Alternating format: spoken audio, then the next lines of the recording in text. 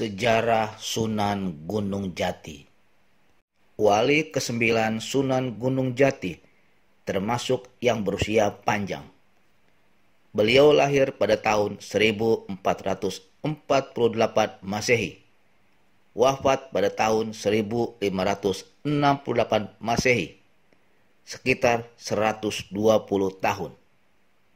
Ayahandanya adalah Syarif Abdullah Umdatuddin bin Ali Nurul Alam, sedangkan ibundanya bernama Nyai Rara Santang atau Syarifah Muda'im.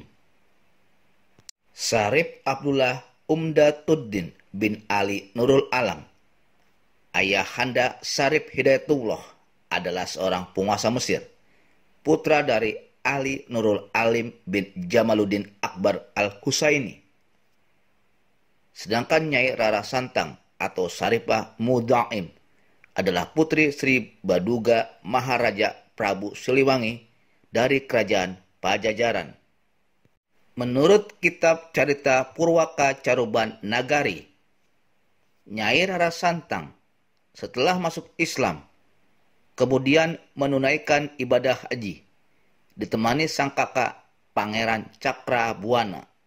Selain berhaji, putra dan putri Prabu Siliwangi ini juga menyempatkan diri berguru kepada salah satu syekh di Makkah. Suatu ketika, saat sedang menuntut ilmu, mereka kedatangan tamu utusan Sultan Abdullah Umdatuddin bin Ali Nurul Alam dari Mesir. Tujuannya menyampaikan maksud Sultan Abdullah mempersunting Nyai Rara Santang. Pinangan itu diterima. Pernikahan berlangsung di Mesir. Pangeran Cakrabuana bertindak sebagai wali nikah. Pangeran Cakrabuana, sang kakak, sempat selama 6 bulan bermukim di Mesir, menemani sang adik selanjutnya kembali ke Jawa. Dari pernikahan itu, lahirlah Syarif Hidayatullah. Semula, Syarif Hidayatullah tinggal bersama kedua orang tuanya di Mesir. Namun, setelah beranjak dewasa, memutuskan berdakwah ke tanah Jawa untuk melaksanakan niatnya menyebarkan Islam.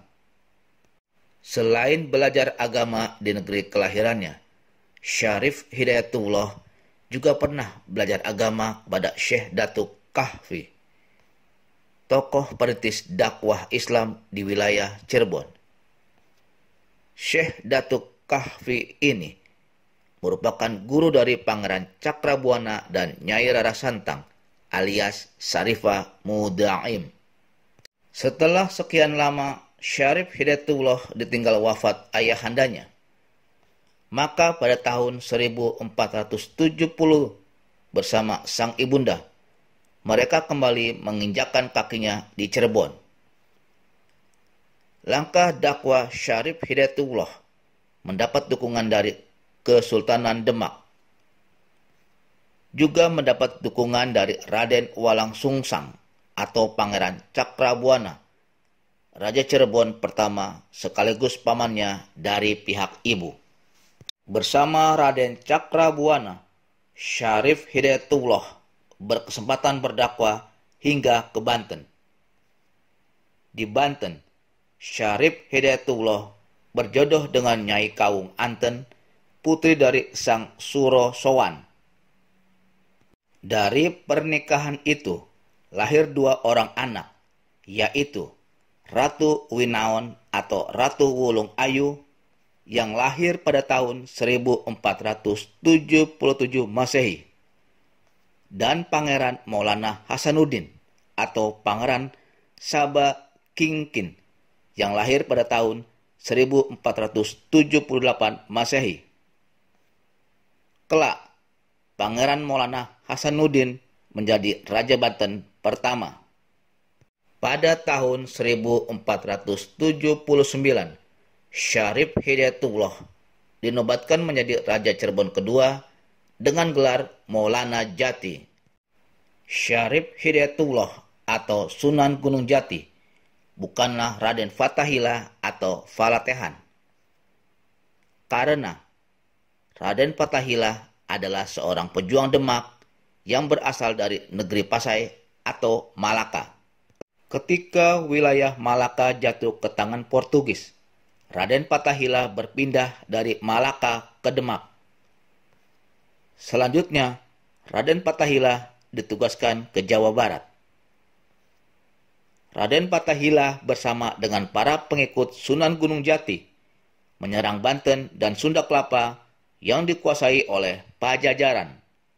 Syarif Hidayatullah wafat pada tanggal 26 Rayagung tahun 891 Hijriah atau bertepatan dengan tahun 1568 Masehi. Jasad beliau dimakamkan di Bukit Gunung Jati. Dari sinilah nama Sunan Gunung Jati disematkan kepada Syarif Hidayatullah.